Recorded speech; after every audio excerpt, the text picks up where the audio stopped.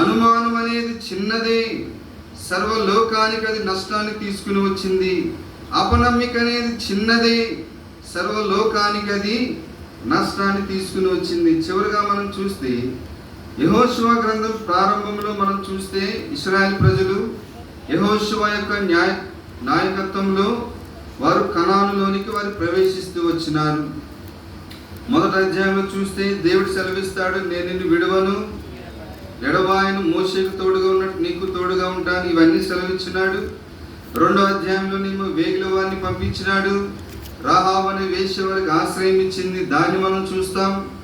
మూడో అధ్యాయం, నాలుగో అధ్యాయంలో మనం చూస్తే మందసాన్ని తీసుకొని వారు నది గుండా వెళ్ళినట్లుగా మనం చూడగలుగుతాం. తర్వాత ఐదో అధ్యాయం, ఆరో అధ్యాయంలో మనం చూస్తే వారు 7 మార్లు దాని చుట్టూ తిరిగినట్లుగా ఆ యొక్క ప్రాకారములు పడిపోయినట్లుగా మనం చూడగలుగుతాం. తర్వాత 7వ అధ్యాయానికి వచ్చేసరికి అక్కడ ప్రాముఖ్యంగా మనకు కనబడేటువంటి వ్యక్తి ఎవరు? ఆకాను చేసిన పని ఏమిటి? శపింపబడిన దానిని అతడు తీసుకుంటూ వచ్చినాడు. చూడండి 7వ అధ్యాయం 21వ వచనంలో ఉంటుంది, దోపుడు సొమ్ములో ఒక మంచి సినారు వస్త్రమును 200 తూముల వెండిని 50 తులముల ఎత్తుగల ఒక బంగారు కమ్మని నేను చూచి వాటిని ఆశించి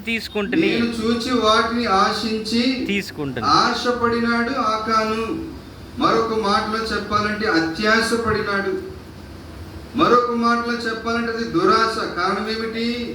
అతడు ఆశించింది తనది కాదు. 6వ అధ్యాయం 21, 22లో రాయబడుతూ ఉంది, అది దేవునికి చెందింది, వాటి తీసుకున్నవాడు శాపగ్రస్తుడు అవుతాడని ముందుగానే దేవుడు సెలవిస్తూ వచ్చినాడు. ఇక్కడ ఆకాను ఆశపడినాడు. లేక మరొక మాటలో చెప్పాలంటే ఆకాను అత్యాశపడినాడు. పులిసిన పిండి కొంచెమే పిండంతయు పులయ చేయును. ఆశ లేక అత్యాశ చిన్నదే, అక్కడ ఎంత నష్టాన్ని తీసుకుని వచ్చింది. 7వ అధ్యాయం 1వ వచనంలో దేవుడు సెలవిస్తున్నాడు. చూడండి, యెహోషువ గ్రంథం 7వ అధ్యాయం 1వ వచనం, శపితమైన దాని విషయంలో ఇశ్రాయేలీయులు తిరుగుబాటు చేసిరి. ఇశ్రాయేలీయులు ఆకాను తిరుగుబాటు చేశాడు అని రాయబడలేదు. ఇశ్రాయేలీయులు ఆకాను చేసినటువంటి ఆ చిన్న పొరపాటు, చిన్న పాపము, చిన్న తప్పిదము ఎవరు కంటింది? ఇశ్రాయేల్ ప్రజలు కంటింది. ఇదే వచనంలో చివరిలో దేవుడు అంటున్నాడు, యెహోవా ఇశ్రాయేల్ మీద కోపించెను. ఆకాను మీద కోపించినట్లుగా రాయబడలేదు. ఎవరి మీద కోపించినాడు? ఇశ్రాయేలీయుల మీద కోపించినాడు. ఆకాను చేసినటువంటి ఆ చిన్న పొరపాటు, పులిసిన పిండి కొంచెమే ముద్దంతయు, ఆకాను చేసిన పొరపాటు చిన్నదే. ఇశ్రాయేలు సమాజానికి అంతటికి ఆ యొక్క పాపం అంటింది. 11వ వచనంలో కూడా దేవుడు అంటున్నాడు, చూడండి, ఇశ్రాయేలీయులు ఆకాను పాపము చేసి ఉన్నాడు అని రాయబడలేదు. ఇశ్రాయేలీయులు పాపము చేసి ఉన్నారు. 12వ వచనం, కాబట్టి ఇశ్రాయేలీయులు శాపగ్రస్తుడై, ఆకాను శాపగ్రస్తుడై అని రాయబడలేదు. ఇశ్రాయేలీయులు కారణం ఏమిటి? చిన్నపాటి ఆశ, చిన్నపాటి అత్యాశ ఏం చేస్తూ వచ్చింది? మొత్తం ఇశ్రాయేలు పాడానికి ఆ యొక్క పాపము చుట్టుకున్నట్లుగా మనం చూడగలుగుతాం. ఇదే అధ్యాయంలో మనం చూస్తే 4-5 వచనంలో మనం చూస్తే యెహోషువ హాయి పట్టణాన్ని జయించడానికి కొరకు వేగుల వారిని పంపిస్తూ వచ్చినాడు. వేగుల వారు వెళ్ళి, అదేం పెద్ద సమస్య కాదు, 2000 మందో 3000 మందో పంపించు, కొద్దిమందిగా పంపించు, సరిపోద్దని సెలవిచ్చినాడు. చూడండి 3వ అధ్యాయంలో ఆ మాట మనకు కనబడుతుంది. తర్వాత యెహోషువ అట్టి రీతిగానే ఇంచుమించు 3000 మందిని అక్కడ పంపించినాడు. చూడండి 4వ వచనం, కాబట్టి జనులు ఇంచుమించు 3000 మంది అక్కడికి వెళ్ళిరు గాని వారు హాయి వారి ఎదుట నిలవలేక పారిపోయిరి. అప్పుడు హాయి వారు వారిలో 36 మనుష్యులను హతము చేసిరి.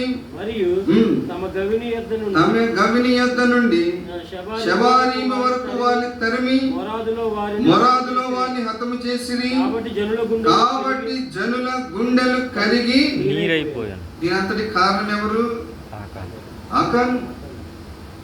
2000 మంది 3000 మంది వెళితే సరిపోతుంది, వారిని జయించవచ్చని వేగుల వారు చెప్తే ఇప్పుడు ఏమైంది? వారు జయించలేకపోయినారు. జయించలేకపోగా ఓటమి చెందినారు. 36 మంది మరణించినారు. అంత మాత్రమే కాదు, జనుల గుండెలు ఏమైపోయినాయట? కరిగి నీరైపోయింది. వాస్తవంగా ఇశ్రాయేలు ప్రజలను చూస్తే వారి గుండెలు కరిగి నీరైపోయిందట. 5వ అధ్యాయంలో ఉంటుందన్నమాట. చూడండి, 5వ అధ్యాయం 1వ వచనం. వారు దాటుచుండగా ఇశ్రాయేలు ఎదుట నుండి యెహోవా యోర్దాను నీరును ఎండ చేసిన సంగతి యోర్దానుకు పడమటి దిక్కునున్న అమోరీల రాజులందరూ సముద్రమునొద్దనున్న కనానీయుల రాజులందరూ వినినప్పుడు వారి గుండెలు చెదిరిపోయాను. వీళ్ళు చూసి వారి గుండెలు చెదిరిపోయినాయి. కానీ పరిస్థితి ఏమిటి? ఇప్పుడు ఇశ్రాయేలు ప్రజల గుండెలు కరిగిపోయినాయి, నీరైపోయింది. కారణం ఏమిటి? ఆకాను చేసినటువంటి ఆ పొరపాటు, ఆకాను చేసినటువంటి ఆ చిన్న తప్పిదము ఇశ్రాయేలు పాళ్ళను మొత్తానికి చుట్టుకుంది.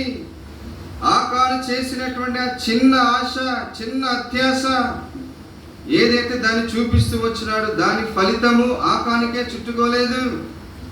ఇశ్రాయేలు ప్రజలు మొత్తానికి, ఆ పాళ్ళెం మొత్తానికి అది చుట్టుకున్నట్లుగా మనం చూడగలుగుతాం. పులిసిన పిండి కొంచెమే, ముద్దంతయు పులియజేయను. అత్యాశ చిన్నదే, మొత్తం ఇశ్రాయేలు పాళ్ళనికి అది చుట్టుకుంటూ వచ్చింది. కాబట్టి ఇలాంటి ఆకాను వలె నీవు నేను అత్యాశను కలిగి ఉంటే తద్వారా మనము నష్టపోతాం, మన యొక్క కుటుంబము, మన యొక్క సమాజం కూడా నష్టపోతుంది. ఆకోరు లోయలో మనం చూడగలుగుతాం. ఆకాను తన యొక్క కుటుంబ సభ్యులను, ఆస్తిని సమస్తము కూడా ఆకోరు లోయలో పడదేసి రాళ్లతో కొట్టి వారిని చంపివేసినారు. ఎంత గొప్ప నష్టము! ఆకాను నష్టపోయినాడు, ఆకాను యొక్క కుటుంబం నష్టపోయింది, ఇశ్రాయేలు ప్రజలు మొత్తము కూడా నష్టపోయినారు. కారణం ఏమిటి? చిన్నపాటి ఆశ, చిన్నపాటి అత్యాశ. చిన్నదే కానీ ఎంత గొప్ప నష్టము! కాబట్టి పులిసిన పిండి చిన్నదే కానీ ముద్దంతయు కూడా అది పులియజేస్తుంది. ఆకాను యొక్క ఆశ కూడా చిన్నదే, పెద్ద ఇబ్బంది అయింది ఏమీ కాదు. కానీ ఇశ్రాయేలు ప్రజలు మొత్తము, ఇశ్రాయేలు ప్రజలు ఉన్న పాడును మొత్తానికి ఆ యొక్క నష్టం తీసుకుని వచ్చింది. యెహోషువ గ్రంథంలో మనం చూస్తే వారు కనానులోకి వచ్చినారు, ఎంతో మంచిగా వారు ఉన్నారు అప్పటి వరకు. కానీ మొట్టమొదటి కనానులోకి ప్రవేశించిన తర్వాత జరిగినటువంటి సంఘటన ఇది. యెహోషువ ద్వారా ఇశ్రాయేలు ప్రజలు మొత్తము కూడా నష్టపోతూ వచ్చినారు. కాబట్టి పులిసిన పిండి చిన్నదే